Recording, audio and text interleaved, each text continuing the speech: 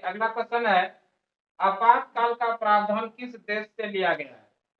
आपातकाल का प्रावधान किस देश से लिया गया, आप लोग बताइए। जर्मनी से लिया गया। आपातकाल का प्रावधान कहां से लिया गया है? जर्मनी से। देखिए, अगर हम लोग आपातकाल की बात करें मेरे भाई, आपातकाल इमरजेंसी, आपातकाल कितने प्रकार के हैं भारत में? 3 प्रकार के। कौन कौन है आपातकाल? एक है राष्ट्रीय आपातकाल, मेरे भाई ध्यान रखिएगा। राष्ट्रीय आपात, राष्ट्रीय आपात। दूसरा होता है राष्ट्रपति शासन, राष्ट्रपति शासन। और तीसरा आता है वित्तीय आपातकाल। तीसरा क्या होगा? वित्तीय आपातकाल। वित्तीय आपातकाल। तो आप लोग बताइए, भारत में क्या आपातकाल लगाया गया है एक बार भी? मेरे भाई ध्यान रखिएगा, राष्ट्रीय आपातकाल लगाया गया है भारत में 3 बार। राष्ट्रीय आपातकाल कितनी बार लगाया गया है? 3 बार राष्ट्रीय आपातकाल लगाया गया है। और राष्ट्रीय आपातकाल लगाने के लिए यहाँ पर जो अनुच्छेद लगाया जाता है, कौन सा अनुच्छेद है मेरे भाई? अनुच्छेद नंबर 352। राष्ट्रीय आपातकाल किस अनुच्छेद के अंदर लगाया जाता है? अनुच्छेद नंबर 352, राष्ट्रपति शासन। अनुच्छेद नंबर 356। ध्यान रखिएगा, अनुच्छेद नंबर 356, डबल स्टार कर लीजिए इस क्वेश्चन को। किसी भी राज्य के अंदर राष्ट्रपति शासन लगाया जा सकता है, किस अनुच्छेद के अंदर? अनुच्छेद नंबर 356 के अंदर। वित्तीय आपातकाल मेरे भाई अनुच्छेद नंबर 300, अनुच्छेद नंबर 360। ध्यान रखिएगा, वित्तीय आपातकाल का प्रावधान अनुच्छेद नंबर 360 के अंदर है। अगर राष्ट्रीय आपातकाल की बात करें, भारत में 3 बार लगाया गया। पहली बार कब लगाया गया था बताइए? 1962 में। दूसरी बार कब लगाया गया था? 1971 में। और तीसरी बार कब लगाया था? 1975 में। ध्यान रखिएगा, भारत में अभी तक 3 बार राष्ट्रीय आपातकाल लगाए गए हैं। पहली बार जब भारत और चीन के बीच में युद्ध हो रहा था, उस समय लगाया गया। दूसरी बार 1971 में जब भारत और पाकिस्तान के बीच में युद्ध हो रहा था, उस समय आपातकाल लगाया गया।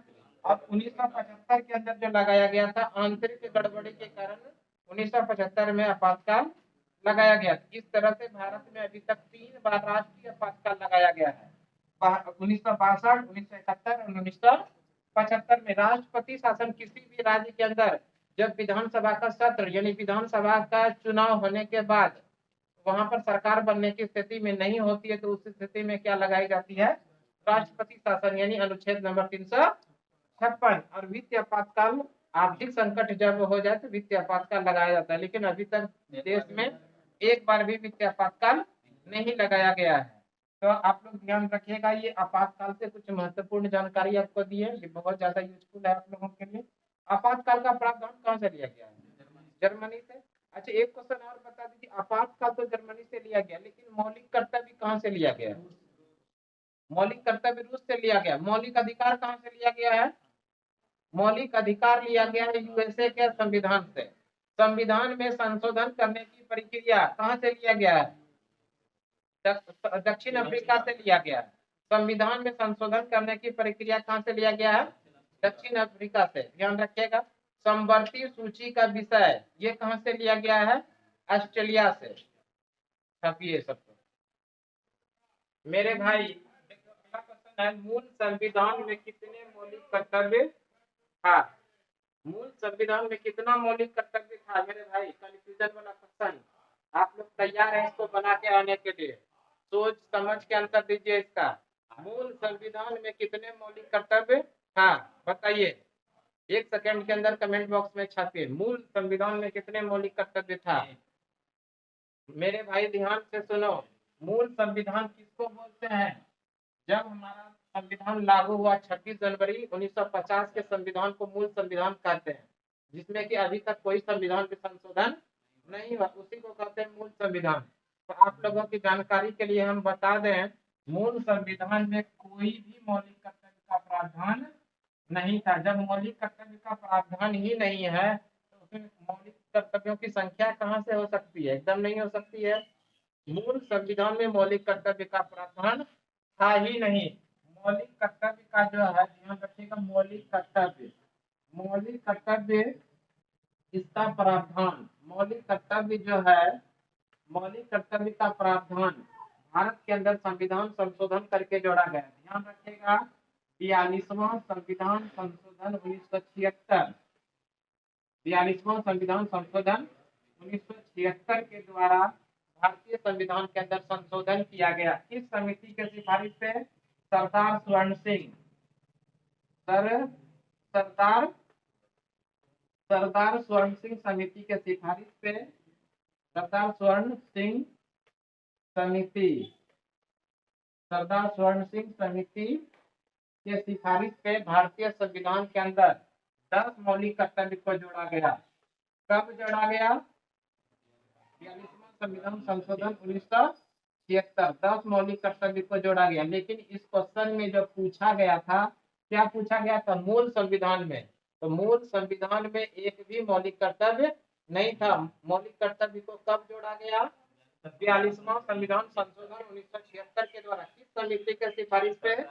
सरदार स्वर्ण सिंह समिति के सिफारिश पे। कितने मौलिक कर्तव्य को जोड़ा गया? 10 मौलिक कर्तव्य को जोड़ा गया। लेकिन वर्तमान समय में अभी प्रेजेंट टाइम में कितना मौलिक कर्तव्य है बताइए? 11 मौलिक कर्तव्य। कितना है? 11। 11वां मौलिक कर्तव्य शिक्षा का, शिक्षा वो बच्चा लोकल गार्जियन को अधिकार है। ये मौलिक कर्तव्य के अंदर जोड़ा गया कि 86वां संविधान संशोधन 2002 के द्वारा उनके लोकल पेरेंट्स को ये अधिकार है, उनको निःशुल्क शिक्षा दिलाया जाए। यही जोड़ा गया कब? 11वां मौलिक कर्तव्य। और कब जोड़ा गया? 86वां संविधान संशोधन 2002 में। तो ध्यान रखिएगा, वर्तमान समय में कितने मौलिक कर्तव्य हैं? 11। और जोड़ा कितना गया था? 10। और 11वां मौलिक कर्तव्य कब जोड़ा गया? 86वां संविधान संशोधन 2002 के द्वारा छोटे बच्चे को, जिनका 8 से 14 वर्ष उम्र है, 6 से 14 वर्ष उम्र है, उन बच्चों को निःशुल्क वो अनिवार्य शिक्षा दिलाने का काम लोकल पेरेंट्स को है। यही चीज जोड़ा गया कब? 86वां संविधान संशोधन 2002 के द्वारा। अच्छा, एक बात बता दीजिए, जो मौलिक कर्तव्य है, ये मौलिक कर्तव्य भारतीय संविधान के किस अनुच्छेद के अंदर जोड़ा गया? अनुच्छेद अगर बोला जाए मेरे भाई, किस अनुच्छेद में? 51A में। कहाँ पर जोड़ा गया इसको? 51A। और भाग पूछे किस भाग के अंदर इसको रखा गया? तो भाग 4A। ध्यान रखिए, 4A यानी 4 को भी याद रख सकते हैं, 1 भी याद रख सकते हैं, है ना? तो भारतीय संविधान के अंदर किस अनुच्छेद में मौलिक कर्तव्य को जोड़ा गया? 51A में। भाग पूछे तो 4 को में। 4 को भी याद रखिए, ए भी याद रखिए, 1 भी याद रखिए। क्लियर है? मौलिक कर्तव्य, इसका प्रावधान भारतीय संविधान ने कहां से अपनाया? इसका जो प्रावधान है भारतीय संविधान ने किस देश के संविधान से अपनाया बताइए? मौलिक कर्तव्य रूस के संविधान से लिया गया है। मौलिक कर्तव्य का प्रावधान कहां से लिया गया है? रूस से। एक बार इसको डिस्कस कर लेते हैं हम लोग। मूल संविधान में कितने मौलिक कर्तव्य था मेरे भाई? एक भी मौलिक कर्तव्य नहीं था। गई भाई पानी में, इस क्वेश्चन के अनुसार ऑप्शन ही नहीं है सर, है ना? इसमें ऑप्शन ही नहीं है। आप लोग इस क्वेश्चन को बना के नहीं आइएगा। इसमें नल रहता तो नल ठीक था। ये मूल संविधान की बात कर रहा है। मूल संविधान तो भारतीय संविधान के अंदर कब जोड़ा गया? मूल कर्तव्य को जोड़ा गया 42वां संविधान संशोधन 1976 को। और ये पूछा क्या? मूल कर्तव्य का मतलब क्या? 1950 वाला संविधान। क्लियर है? ये क्या पूछा? मूल संविधान वाला मतलब क्या हो गया? 1950 वाला। लेकिन और मौलिक कर्तव्य को जोड़ा कब गया? 1976 में। 42वां संविधान संशोधन 1976 के द्वारा मौलिक कर्तव्य को जोड़ा गया। वो भी किस समिति के सिफारिश पे? सरदार स्वर्ण सिंह समिति के सिफारिश पे। कितने मौलिक कर्तव्य को जोड़ा गया था? 10। और वर्तमान समय में कितना है? 11 है। और मौलिक कर्तव्य का प्रावधान किस देश के संविधान से लिया गया है? रूस से। अनुच्छेद की बात करें किस अनुच्छेद के अंदर है? 51A। अगर हम लोग भाग की बात करें तो किस भाग में है? 4A में। क्लियर है? इतना ध्यान रखिएगा। देखिए अगला क्वेश्चन है, भारत का नेपोलियन किसे कहा जाता है? अगला क्वेश्चन जो है, भारत का नेपोलियन किसे कहा जाता है? आंसर में याद रखेंगे आप लोग, समुद्रगुप्त। भारत का नेपोलियन किसे कहा जाता है मेरे भाई? समुद्रगुप्त। भारत का नेपोलियन समुद्रगुप्त को कहा जाता है। क्यों कहा जाता है? ध्यान से सुनिएगा। इस समुद्रगुप्त ने दक्षिण भारत के 12 शासकों को हराया था। दक्षिण भारत के 12 शासकों को हराया, इसलिए इसको दक्षिणापद कहे। और उत्तर भारत के 9 शासकों को हराया, इसलिए इसको उत्तरापद कहे। इसी खुशी में भारत का नेपोलियन कहा जाने लगा कौन? समुद्रगुप्त। भारत का नेपोलियन किसे कहते हैं? समुद्रगुप्त। क्यों कहते हैं? क्योंकि दक्षिण भारत के 12 शासकों को हराया था और उत्तर भारत के 9 शासकों को अकेले ही हराया था, इसलिए इसको भारत का नेपोलियन कहा जाता है। समुद्रगुप्त की बात करें, समुद्रगुप्त के दरबारी कवि कौन थे? हरिसेन। समुद्रगुप्त के दरबारी कवि कौन थे? हरिसेन। और इसी हरिसेन ने एक प्रसिद्ध पुस्तक लिखा जिसका नाम है प्रयाग प्रशस्ति। ध्यान रखिएगा, कई बार एग्जाम में पूछा गया है कि प्रयाग प्रशस्ति नामक पुस्तक के लेखक कौन है? हरिसेन। और प्रयाग प्रशस्ति के अंदर समुद्रगुप्त के बारे में चर्चा किया गया है। ध्यान रखिएगा। अगर हम लोग वहीं पर बात कर रहे हैं, समुद्रगुप्त, समुद्रगुप्त संगीत प्रेमी है। क्योंकि इनके बारे में पता चला है कि सिक्के के पीछे बीना बजाते हुए किनको दर्शाया गया है? समुद्रगुप्त को। और वहीं से पता चलता है कि ये संगीत प्रेमी है। कविराज की उपाधि भी इन्होंने धारण किया है, कविराज। कविराज के नाम से किसे जानते हैं? समुद्रगुप्त। अगर गुप्त वंश की बात करें, समुद्रगुप्त का संबंध किस वंश से था? गुप्त वंश। गुप्त वंश का सबसे महानतम शासक हुआ कौन? समुद्रगुप्त। गुप्त वंश की बात करें तो गुप्त वंश के संस्थापक कौन थे? श्रीगुप्त। गुप्त वंश के संस्थापक श्रीगुप्त थे। और गुप्त वंश को भारतीय इतिहास का प्रथम स्वर्णकाल कहा जाता है। भारतीय इतिहास का प्रथम स्वर्णकाल किसे कहा जाता है? गुप्त वंश को। मेरे भाई, अगर प्रथम गुप्त वंश को कहा जाएगा तो दूसरा काल भी कहा जाएगा इतिहास का स्वर्ण काल। बताइए, भारतीय इतिहास में दूसरा स्वर्ण काल किसे कहा जाता है? किस काल को? तो याद रखिएगा, मुगल काल। भारतीय इतिहास में दूसरा स्वर्ण काल किसे कहा जाता है? मुगल वंश को। और अगर दूसरा मुगल वंश है तो पहला कौन है? गुप्त वंश। क्लियर है?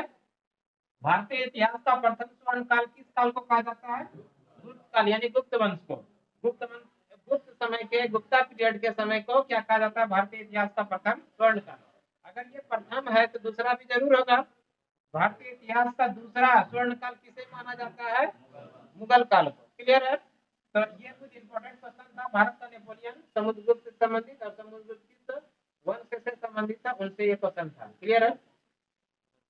चलिए देखिए, अगला क्वेश्चन जो है, मौलिक अधिकार का प्रावधान किस देश से लिया गया है? मौलिक अधिकार का प्रावधान कहां से लिया गया है, यानी किस देश के से मौलिक अधिकार का प्रावधान लिया गया है? तो आप लोग ध्यान रखिएगा, मौलिक अधिकार का प्रावधान यूएसए से लिया गया। कहां से? अमेरिका के संविधान के, अमेरिका के संविधान से भारत के संविधान ने मौलिक अधिकार का प्रावधान लिया है। मौलिक अधिकार की बात करें तो मौलिक अधिकार जो है भारतीय संविधान के किस भाग में है? तो भाग 3 के अंदर मौलिक अधिकार का प्रावधान है। अनुच्छेद की बात करें, अनुच्छेद 12 से 35 के अंदर मौलिक अधिकार की बात कही गई है। भारतीय संविधान के अंदर मौलिक अधिकार कहां से कहां तक? 12 से 35। मौलिक अधिकार का जो प्रावधान है ये कहां से लिया गया है? अमेरिका से। अच्छा, मूल संविधान में कितने मौलिक अधिकार था? मूल संविधान में 7 मौलिक अधिकार था। क्लियर है? 7वां मौलिक अधिकार यानी संपत्ति के मौलिक अधिकार को मौलिक अधिकार के अंदर अभी नहीं है। याद रखिएगा, 44वां संविधान संशोधन 1978 के द्वारा संपत्ति के अधिकार को मौलिक अधिकार से निकाल के कहाँ रखा गया? विधिक अधिकार में। संपत्ति का अधिकार मौलिक अधिकार के अंदर नहीं है। संपत्ति के अधिकार को निकाल कर विधिक अधिकार के अंदर रखा गया। किस अनुच्छेद के अंदर है संपत्ति का अधिकार? अनुच्छेद नंबर 301 के अंदर। संपत्ति का अधिकार किस अनुच्छेद के अंदर है? अनुच्छेद नंबर 301। कब इसको मौलिक अधिकार से निकाला गया? 44वां संविधान संशोधन 1978 के द्वारा मौलिक अधिकार से संपत्ति के अधिकार को निकाल दिया गया। और किस अनुच्छेद के अंदर रखा? 301। मेरे भाई, बहुत इंपॉर्टेंट क्वेश्चन है। इनमें से कौन सा अधिकार मौलिक अधिकार नहीं है? उसमें से ऑप्शन मिलेगा संपत्ति का अधिकार। क्लियर है? कौन सा मौलिक अधिकार नहीं है? उसमें ऑप्शन क्या मिलेगा? संपत्ति का अधिकार। देखिए, एक क्वेश्चन और बता रहे हैं, भारतीय संविधान के किस भाग को मैग्ना कार्टा कहा जाता है? भाग 3 को। ध्यान रखिएगा, भारतीय संविधान के भाग 3 को क्या कहा जाता है? मैग्ना कार्टा कहा जाता है। भारतीय संविधान के भाग 3 को क्या कहा जाता है? Magna carta. ये पूरी कहानी किससे संबंधित था? मौलिक अधिकार से। अभी और आगे बता रहे हैं कि मौलिक अधिकार कितने हैं और कौन कौन मौलिक अधिकार 6 के अंदर है। क्लियर है? Yes.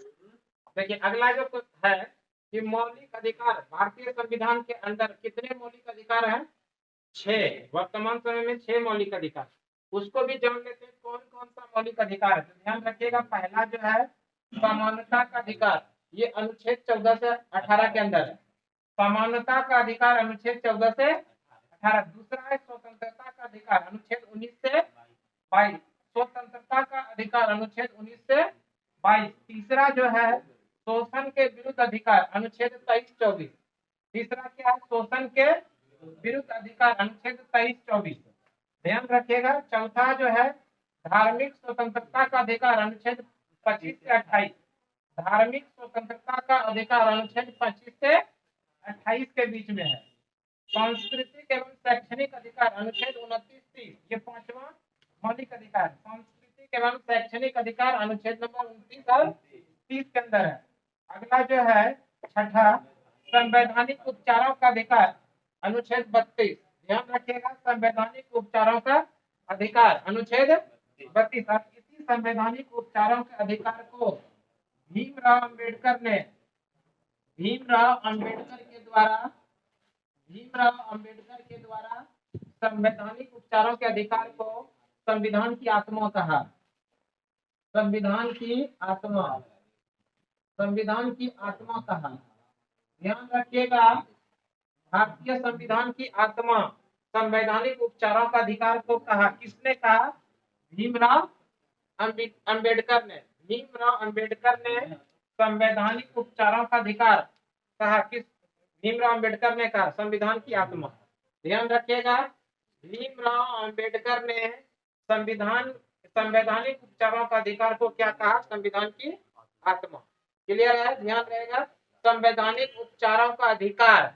हाँ, संवैधानिक उपचारों का अधिकार किस अनुच्छेद के अंदर है? अनुच्छेद 32। और यही संवैधानिक उपचारों का अधिकार को संविधान की आत्मा किसने कहा? भीमराव अंबेडकर। अगर वैसे बात करें कि संविधान की आत्मा कहते किसको है, तो प्रस्तावना याद रखिएगा। भारत की प्रस्तावना को संविधान की आत्मा कहा जाता है। क्लियर है? लेकिन अगर भीमराव अंबेडकर की बात आ जाए, भीमराव अंबेडकर ने संविधान की आत्मा किसे बताया? तो संवैधानिक उपचारों का अधिकार। और संवैधानिक उपचारों का अधिकार किस अनुच्छेद के अंदर है? अनुच्छेद नंबर 32। ये सभी इंपॉर्टेंट है, ध्यान रखिएगा आप लोग। क्वेश्चन आपको ऐसा पूछा जाएगा कि बताइए इनमें से कौन सा मौलिक अधिकार नहीं है। इनमें से कौन सा मौलिक अधिकार नहीं है? ये सभी तो मौलिक अधिकार है ही। हाँ, उसमें आपको डाला जाएगा संपत्ति का अधिकार। संपत्ति का अधिकार मौलिक अधिकार नहीं है। संपत्ति के अधिकार को 44वां संविधान संशोधन 1978 के द्वारा मौलिक अधिकार से निकाल दिया गया और विधिक अधिकार के अंदर रखा। अगर अनुच्छेद की बात करें किस अनुच्छेद के अंदर, तो अनुच्छेद नंबर 301 के अंदर रखा गया। तो अभी वर्तमान समय में कितने मौलिक अधिकार हैं? 6 मौलिक अधिकार 6 हैं।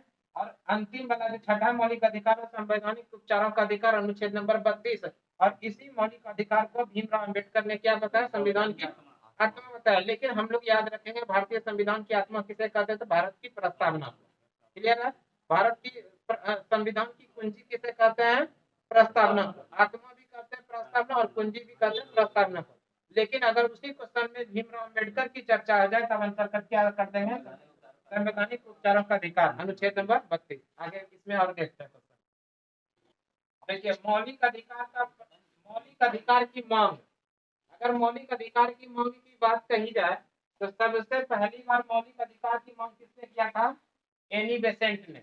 मौलिक अधिकार की मांग सबसे पहली बार किसने किया था? एनी बेसेंट ने। और ये मौखिक मांग किया गया था। मौलिक अधिकार की सबसे पहली बार मांग किसने किया था? एनी बेसेंट ने मौखिक मांग किया था। और उसके बाद अगर लिखित की बात किया जाए, मौलिक अधिकार का लिखित मांग किसने किया? मोतीलाल नेहरू के द्वारा 1928 में नेहरू रिपोर्ट प्रस्तुत किया गया था। मोतीलाल नेहरू के द्वारा 1928 में नेहरू रिपोर्ट के अंदर मौलिक अधिकार की लिखित मांग किया गया था, है ना। इसे क्या कहते हैं? इसी नेहरू रिपोर्ट को क्या कहते हैं? ब्लूप्रिंट के नाम से भी जानते हैं। ध्यान रखिएगा, नेहरू रिपोर्ट जो 1928 में मोतीलाल नेहरू के द्वारा प्रस्तुत किया गया था, इसी में पहली बार लिखित रूप से मौलिक अधिकार की मांग किया गया। क्लियर है? मौलिक अधिकार को लिखित रूप से पहली बार मांग किया गया था 1928 में। किसके अंदर? नेहरू रिपोर्ट के अंदर। ये नेहरू रिपोर्ट किसके द्वारा प्रस्तुत किया गया था? मोतीलाल नेहरू के द्वारा। और इसी नेहरू रिपोर्ट को ब्लूप्रिंट के नाम से भी जानते हैं। इंपॉर्टेंट है, डबल स्टार कर लीजिए इस क्वेश्चन को। आगे देखते हैं मौलिक अधिकार की जो मांग किया गया। नेक्स्ट अगला है इंडियन नेशनल कांग्रेस, भारतीय राष्ट्रीय कांग्रेस का 1931 के अंदर कराची अधिवेशन हुआ था। 1931 के अंदर भारतीय राष्ट्रीय कांग्रेस का अधिवेशन कहां पर हुआ था? कराची में। और इस कराची अधिवेशन की अध्यक्षता किया था सरदार वल्लभ भाई पटेल। सरदार वल्लभ भाई पटेल की अध्यक्षता में 1931 के अंदर कराची अधिवेशन हुआ। हाँ, और इसी कराची अधिवेशन के अंदर मौलिक अधिकार की मांग किया गया था। क्लियर है? भारतीय राष्ट्रीय कांग्रेस का अधिवेशन 1931 में कहां पर हुआ? कराची में। और इस कराची अधिवेशन की अध्यक्षता किसने किया? सरदार वल्लभ भाई पटेल। और सरदार वल्लभ भाई पटेल के द्वारा जो ये अध्यक्षता किया गया था, इसी में क्या कहा गया था? मौलिक अधिकार की मांग। ध्यान रखिएगा 1931 के कराची अधिवेशन, कांग्रेस का कराची अधिवेशन 1931 में, और इसी अधिवेशन में मौलिक अधिकार की मांग किया गया था। अगर हम लोग बात करें सरदार वल्लभ भाई पटेल के बारे में, तो सरदार वल्लभ भाई पटेल देश के पहले गृह मंत्री थे। देश के पहले गृह मंत्री कौन थे? सरदार वल्लभ भाई पटेल। और सरदार वल्लभ भाई पटेल देश के पहले उप प्रधानमंत्री भी थे। देश के पहले उप प्रधानमंत्री कौन? सरदार वल्लभ भाई पटेल। सरदार वल्लभ भाई पटेल के बारे में एक क्वेश्चन और जान लीजिए कि 1928 के अंदर बारदोली सत्याग्रह हुआ था गुजरात के अंदर। बारदोली सत्याग्रह यानी किसानों के साथ में खड़े होकर अंग्रेजों के विरुद्ध में हाँ एक सत्याग्रह किया था, जिसे क्या कहते हैं? बारदोली सत्याग्रह। इसी बारदोली सत्याग्रह के दरमियान बारदोली की महिलाओं ने इनको सरदार की उपाधि दी। अगर सरदार वल्लभ भाई पटेल का नाम जाने तो इन्होंने लौह पुरुष के नाम से भी जानते हैं। लौह पुरुष के नाम से किसे जानते हैं? सरदार वल्लभ भाई पटेल। आगे देखते हैं 1931 का द्वितीय गोलमेज सम्मेलन। मेरे भाई आप लोग ध्यान रखिएगा, गोलमेज सम्मेलन कितना हुआ है? 3 गोलमेज सम्मेलन हुआ है, 30, 31 और 32। गोलमेज सम्मेलन कितने हुए? 3, 30, 31 और 32। तो ध्यान रखिएगा दूसरा गोलमेज सम्मेलन 1931। दूसरा गोलमेज सम्मेलन कब हुआ? 1931 के अंदर। और इस 31 के गोलमेज सम्मेलन में भारत की ओर से भाग लेने के लिए लंदन गए थे कौन? महात्मा गांधी। और इसी महात्मा गांधी के द्वारा और इसी द्वितीय गोलमेज सम्मेलन के दौरान ही मौलिक अधिकार का मांग किया गया था। तो ध्यान रखिएगा तीनों गोलमेज सम्मेलन कहां पर हुआ है? लंदन के अंदर हुआ है। दूसरे गोलमेज सम्मेलन हुआ 1931 में, और दूसरे गोलमेज सम्मेलन में भारत की तरफ से भाग लेने के लिए कौन गए हैं? महात्मा गांधी। और इसी दूसरे गोलमेज सम्मेलन के अंदर महात्मा गांधी के द्वारा लंदन में क्या किया गया था? मौलिक अधिकार की मांग किया गया था। क्लियर है? इसको आप लोग अच्छे से ध्यान रखिएगा, यहाँ से क्वेश्चन निश्चित रूप से छपने की प्रबल संभावना। 100% लिख के ले लीजिए, यहाँ से क्वेश्चन छपेगा ही छपेगा। एक बार, 2 बार, 3 बार जरूर देखिएगा।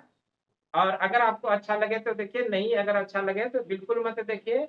और अगर सही लगे कि लगे आपको कि ये हमारे लिए यूजफुल है, तो आप अपने दोस्तों को भी जरूर इसको शेयर कीजिए, है ना? वो भी देखेगा और यहाँ से उसको भी लाभ मिलेगा। आगे इसी में और क्वेश्चन देखते हैं। छोटी घर जाएगी तुम क्या? देखिए अगला क्वेश्चन है, गौतम बुद्ध का जन्म कहाँ हुआ था? गौतम बुद्ध का जन्म 563 ईसा पूर्व। गौतम बुद्ध का जन्म 563 ईसा पूर्व कपिल वस्तु के लुम्बिनी में हुआ था। ये लुम्बिनी है कहाँ पर? नेपाल के अंदर। मेरे भाई ध्यान रखिएगा, कभी कभी ऑप्शन में आपको कपिल वस्तु दे देगा या फिर लुम्बिनी दे देगा। इस दोनों में जो भी ऑप्शन रहे उसके अकॉर्डिंग आंसर कर देना है। महात्मा बुद्ध का जन्म 563 ईसा पूर्व कपिल वस्तु के लुम्बिनी में हुआ था। ये लुम्बिनी कहाँ पर है? नेपाल के अंदर। इनके पिताजी का नाम सिद्धार्थ, पिताजी का नाम शुद्धोधन था। और शुद्धोधन जो थे शाक्यगण के मुखिया थे। शुद्धोधन शाक्यगण के मुखिया। गौतम बुद्ध के बचपन का नाम सिद्धार्थ था। गौतम बुद्ध के बचपन का क्या नाम था? सिद्धार्थ। गौतम बुद्ध के जन्म के 7वें दिन इसकी माता महामाया की मृत्यु हो गया। और इसका देखभाल इसकी माता मौसी महापति प्रजापति गौतमी ने किया था। ध्यान रखिएगा। पत्नी की बात करें, इसके पत्नी का नाम था यशोधरा। पत्नी का क्या नाम था? यशोधरा। पुत्र का नाम था राहुल। इनके सारथी का नाम था चन्ना, यानी कि इनके साथ हमेशा रहते थे। किसी भी चीज का जरूरत पड़े तो वो किसको बोलता था, इसी चन्ना को बोलता था। घोड़े का नाम था कंदक। ये सारी बात किससे संबंधित था, गौतम बुद्ध से। गौतम बुद्ध का जन्म 563 ईसा पूर्व कपिलवस्तु के लुम्बिनी में। इनका बचपन का नाम सिद्धार्थ, पिता का नाम शुद्धोधन, माता का नाम महामाया। इनका जन्म के 7वें दिन इनकी माता महामाया की मृत्यु हो गया। उसके बाद इसका देखभाल लालन पालन इसकी मौसी प्रजापति गौतमी ने किया था। इसकी पत्नी का नाम यशोधरा और इनके पुत्र का नाम था राहुल। सारथी का क्या नाम था, चन्ना। और घोड़े का क्या नाम था, कंथर। ये सारी बात किससे संबंधित है, गौतम बुद्ध से। आगे देखते हैं अगला क्वेश्चन। अगला क्वेश्चन जो है, अंग महाजनपद की राजधानी कहाँ थी। प्राचीन काल में पूरे भारत को महाजनपद में विभाजित किया गया था और इस महाजनपदों की संख्या कितना था, 16। कितने महाजनपद थे, 16 महाजनपद था। इस 16 महाजनपद में अभी बताना है आपको कि अंग महाजनपद की राजधानी कहाँ थी। अंग महाजनपद की राजधानी चंपा थी, ध्यान रखिएगा। अंग महाजनपद की राजधानी कहाँ थी, चंपा। अगर हम लोग बात करें महाजनपद, तो इस महाजनपद के बारे में जानकारी जो हमको मिलती है किस बौद्ध ग्रंथ से, महाजनपद के बारे में किस बौद्ध ग्रंथ से जानकारी मिलती है, अंगुत्तर निकाय। ध्यान रखिएगा ये किस धर्म से संबंधित है, अंगुत्तर निकाय। और अंगुत्तर निकाय जो है बौद्ध धर्म से संबंधित है और इसी बौद्ध ग्रंथ अंगुत्तर निकाय के अंदर महाजनपद की चर्चा की गई है। क्लियर है। महाजनपद की चर्चा किस बौद्ध ग्रंथ में किया गया है, तो अंगुत्तर निकाय। आपको पीछे से भी क्वेश्चन पूछ सकता है, बताइए अंगुत्तर निकाय किस धर्म का प्रसिद्ध ग्रंथ है, बौद्ध धर्म का। और इसी अंगुत्तर निकाय के अंदर 16 महाजनपद की चर्चा की गई। उस 16 महाजनपद में एक महाजनपद कौन सा था, अंग। और इसकी राजधानी कहाँ थी, चंपा। एक बात बताइए मेरे भाई कि इस 16 महाजनपदों में सबसे शक्तिशाली महाजनपद मगध। इसकी राजधानी गिरिब्रज या राजगीर, याद रखिएगा दोनों, राजगीर या गिरिब्रज। राजगीर भी याद रखिएगा और गिरिब्रज भी याद रखिएगा, दोनों राजधानी इसका हुआ करता था। 16 महाजनपदों में सबसे शक्तिशाली महाजनपद कौन सा था, मगध। इसकी राजधानी राजगीर या गिरिब्रज। अच्छा, काशी की राजधानी कहाँ थी, काशी की राजधानी वाराणसी, वाराणसी। गंधार की राजधानी तक्षशिला, तक्षशिला। वर्तमान समय में ये पाकिस्तान के अंदर है। ये कहाँ पर है, पाकिस्तान। कौशल देश की राजधानी श्रावस्ती। मेरे भाई बताइए श्रावस्ती क्यों फेमस है, श्रावस्ती क्यों फेमस है। गौतम बुद्ध के द्वारा सर्वाधिक उपदेश दिया गया था श्रावस्ती में। गौतम बुद्ध ने सर्वाधिक उपदेश कहाँ पर दिया था, श्रावस्ती में। मेरे भाई ध्यान से सुनिए, गौतम बुद्ध ने अपना पहला उपदेश कहाँ दिया, सारनाथ में। पहला उपदेश सारनाथ में दिया, लेकिन सर्वाधिक उपदेश कहाँ पर दिया, श्रावस्ती में। और श्रावस्ती ये कौशल देश की राजधानी, कौशल महाजनपद की राजधानी श्रावस्ती। और इसी श्रावस्ती के अंदर गौतम बुद्ध ने सर्वाधिक उपदेश दिया। पहला उपदेश कहाँ दिया था, सारनाथ में, लेकिन सर्वाधिक उपदेश कहाँ पर दिया, श्रावस्ती के अंदर। अगला है कुरु। कुरु की राजधानी इंद्रप्रस्थ है, कुरु की राजधानी इंद्रप्रस्थ। ध्यान रखिएगा ये दिल्ली के अंदर है। कुरु महाजनपद की राजधानी कहाँ पर है, इंद्रप्रस्थ। असमक की राजधानी हाटक। असमक महाजनपद की राजधानी हाटक। ठीक है, पोतन, सॉरी ध्यान रखिएगा, पोतन। असमक महाजनपद की राजधानी पोतन, असमक महाजनपद की राजधानी पोतन। तो ये कुछ महत्वपूर्ण जानकारी था महाजनपद से संबंधित। अगला क्वेश्चन देखते हैं। देखिए अगला क्वेश्चन है साइमन कमीशन। साइमन कमीशन का गठन हुआ था 1927 में, गठन हुआ था 1927 में। और भारत आया था 1928 में। ध्यान रखिएगा, साइमन कमीशन भारत कब आया, 1928 में। साइमन कमीशन में कुल मिला के 7 सदस्य थे और ये सातों सदस्य अंग्रेज थे, इसीलिए इसको व्हाइट मैन कमीशन के भी नाम से जानते हैं, white man commission. Simon commission का दूसरा नाम क्या है? Whitman commission. क्यों कहा जाता है? क्योंकि इसमें 7 सदस्य थे और सातों के सातों क्या थे? अंग्रेज थे। ठीक है, इसलिए इसको व्हाइटमैन कमीशन भी कहते हैं। मेरे भाई ये लाहौर के रास्ते भारत में इन कर रहे थे। कहाँ से? लाहौर के रास्ते भारत में प्रवेश कर रहा था, वहीं पर लाहौर के अंदर ही।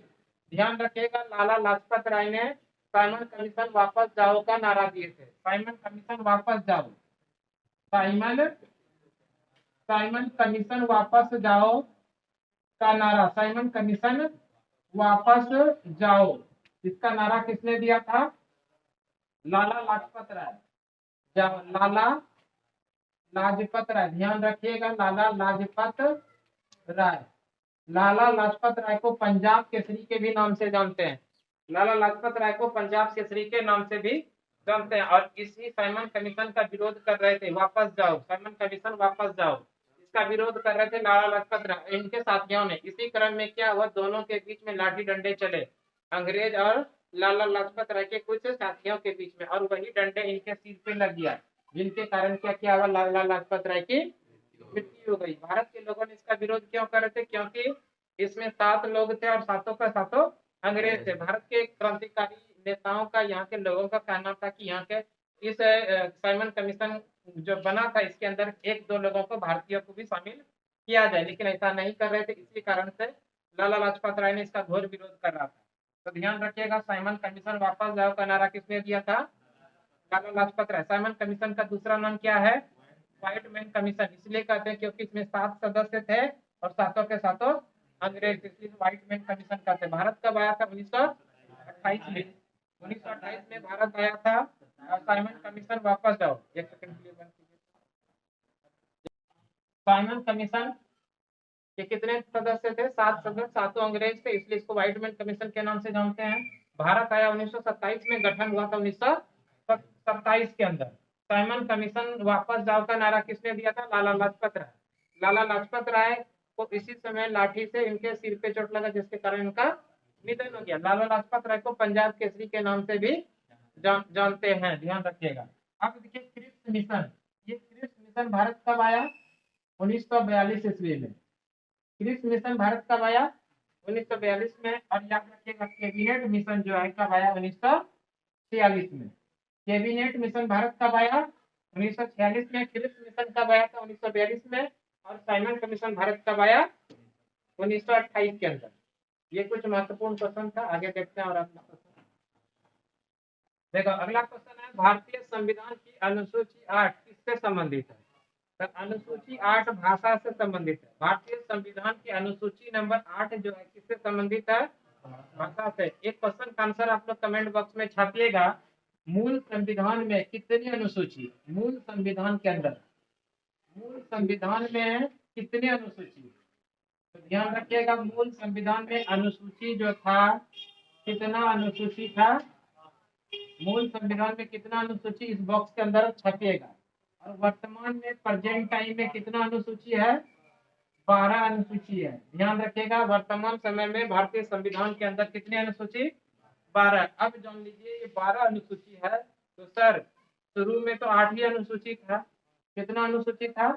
8 अनुसूची था। वर्तमान में कितना है? 12।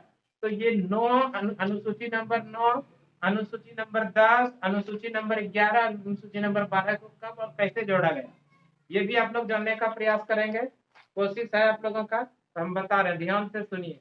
तो सबसे पहली बार याद रखेगा, भारतीय संविधान में जो संशोधन हुआ था 1951 ईस्वी में हुआ था। भारतीय संविधान में सबसे पहली बार संशोधन कब हुआ था? 1951 ईस्वी में। और इसमें जो संशोधन हुआ था, भूमि सुधार। क्या हुआ था? भूमि सुधार। ध्यान रखिएगा, भूमि सुधार जो संविधान में संशोधन हुआ था, इसको किस अनुसूची के नाम अंदर जोड़ा गया? तो अनुसूची नंबर 9 के अंदर जोड़ा गया। अनुसूची नंबर 9 को कब जोड़ा गया? 1951। पहला संविधान संशोधन हुआ था 1951 में, और उसी के अंदर भूमि सुधार हुआ था। और इस भूमि सुधार को किस अनुसूची के अंदर जोड़ा गया? अनुसूची नंबर 9। तो इस तरह से अनुसूची नंबर 9 जोड़ा। सर अनुसूची नंबर 10, तो ध्यान से सुनिए, संविधान के अंदर 52वां संविधान संशोधन हुआ था 1985 में। कब हुआ था? 1985। 52वां संविधान संशोधन 1985। और इसके द्वारा अनुसूची नंबर 10 जोड़ा गया। अनुसूची नंबर 10। अब इस अनुसूची नंबर 10 में रखा क्या गया था, तो ध्यान से सुनिए, दल बदल। क्या रखा गया, दल बदल। क्या रखा गया मेरे भाई, दल बदल। ये दल बदल किस पर लागू होता है, संसद और विधायक पर। किस पर लागू होता है, संसद और विधायक पर लागू होता है दल बदल। और ये कब जोड़ा गया, 52वां संविधान संशोधन 1985 के द्वारा। इस अनुसूची में जोड़ा गया, अनुसूची नंबर 10 के अंदर। तो मेरे भाई ध्यान से याद रखिएगा, 10 बहने करके ले गया दिल। दिल से हो गया दल बदल, अब 10 से हो गया अनुसूची नंबर 10। क्लियर है। तो ये कब जोड़ा गया, 52वां संविधान संशोधन 1985 के अंदर अनुसूची नंबर 10 जोड़ा गया। इस अनुसूची नंबर 10 में क्या जोड़ा गया, दल बदल कानून। और ये दल बदल कानून किस पर लागू होता है, संसद और विधायक के ऊपर। तो ये अनुसूची नंबर 10 हुआ। अब अनुसूची नंबर 11। तो मेरे भाई ध्यान से सुनिए, अनुसूची नंबर 11। अनुसूची नंबर 11 भारतीय संविधान में 73वां संविधान संशोधन होता है 1992 में, है ना। 73वां संविधान संशोधन 1992। और इसके अंदर पंचायती राज को रखा गया। 73वां संविधान संशोधन 1992 के अंदर संविधान के अनुसूची नंबर 11 के अंदर क्या रखा गया, पंचायती राज को। और ये लागू हुआ 24 अप्रैल 1993 ईस्वी को। कब लागू हुआ, 24 अप्रैल 1993 ईस्वी को। इसलिए 24 अप्रैल को पंचायती राज दिवस मनाते हैं। तो ध्यान रखिएगा, अनुसूची नंबर 11 में क्या है, तो अनुसूची नंबर 11 में पंचायती राज है। क्या है, पंचायती राज। और पंचायती राज को कब जोड़ा गया अनुसूची नंबर 11 में, तो ध्यान रखिएगा, 73वां संविधान संशोधन 1992। 73वां संविधान संशोधन 1992 को पंचायती राज को अनुसूची नंबर 11 में जोड़ा गया। और ये लागू जो हुआ 24 अप्रैल 1993 को लागू हुआ। इसलिए 24 अप्रैल को मनाया जाता है पंचायती राज दिवस। अब जान लीजिए अनुसूची नंबर 12। अनुसूची नंबर 12 को 74वां संविधान संशोधन 1992 को 74वां संविधान संशोधन 1992 नगर निगम को जोड़ा गया अनुसूची नंबर 12 के अंदर।